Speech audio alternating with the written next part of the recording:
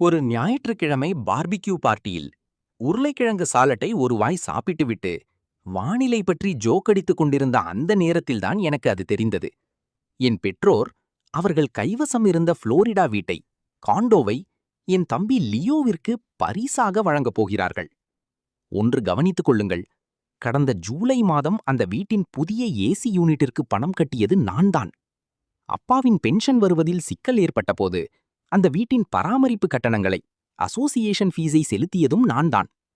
கடந்த 6 ஆண்டுகளாக நான் அந்த குடும்பத்தின் சிக்கல்களை தீர்ப்பவராக இருந்தேன்.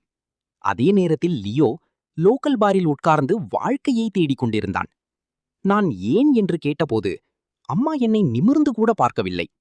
சாதாரணமாக சொன்னார், லியோ எப்போதும் எங்களுடனேயே இருக்கிறான்.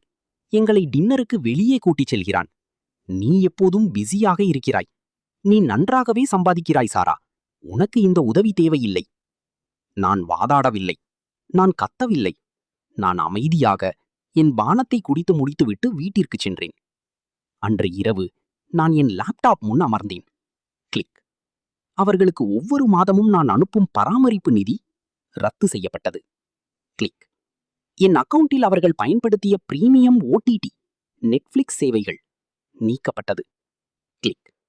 2019ஆம் ஆண்டிலிருந்து நான் பணம் செலுத்தி வந்த புல்வெளி பராமரிப்பு சேவை, லான் சர்வீஸ் நிறுத்தப்பட்டது. 3 வாரங்களாக நான் ஒரு வார்த்தை கூட பேசவில்லை. பிறகு அடுத்த மாதத்தின் முதல் தேதி வந்தது. அப்பா மூச்சிறைக்க போன் செய்தார். சாரா, புல்வெட்டும் ஆள் இன்று வரவில்லை. நெட்ஃபிளிக்ஸ் கிரெடிட் கார்டு கேட்கிறது. உன் பேங்க் அக்கவுண்டில் ஏதாவது பிரச்சனையா? நான் என் நாற்காலியில் சாய்ந்து அமர்ந்து நிதானமாக ஒரு சிப் காஃபி குடித்தேன்.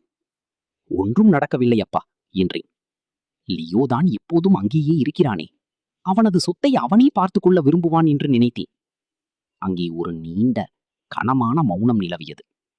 ஆனால் சாரா, அவர் திக்கி திணறி சொன்னார், லியோவிடம் அவ்வளவு பணம் இல்லையே. அப்பாவிற்கு தெரியாவிட்டாலும் நான் புன்னகைத்தேன். பரவாயில்லை அப்பா, நான் பதிலளித்தேன். அதற்கான பணத்தை எப்படி சம்பாதிப்பது என்று யோசிக்க அவனிடம் இப்போது நிறைய நேரம் இருக்கிறது. நான் போனை வைத்தேன். ஒரு நிமிடம் கழித்து அம்மாவிடமிருந்து ஒரு மெசேஜ் வந்தது. நீ எப்படி இவ்வளவு சுயநலமாக மாறினாய்? நாம் ஒரு குடும்பம் இல்லையா என்று அதில் இருந்தது. நான் அதற்கு ஒரே ஒரு வாக்கியத்தில் பதில் அனுப்பினேன். என் மனமே லேசாகிவிட்டது. நான் சுயநலமாக மாறவில்லை அம்மா.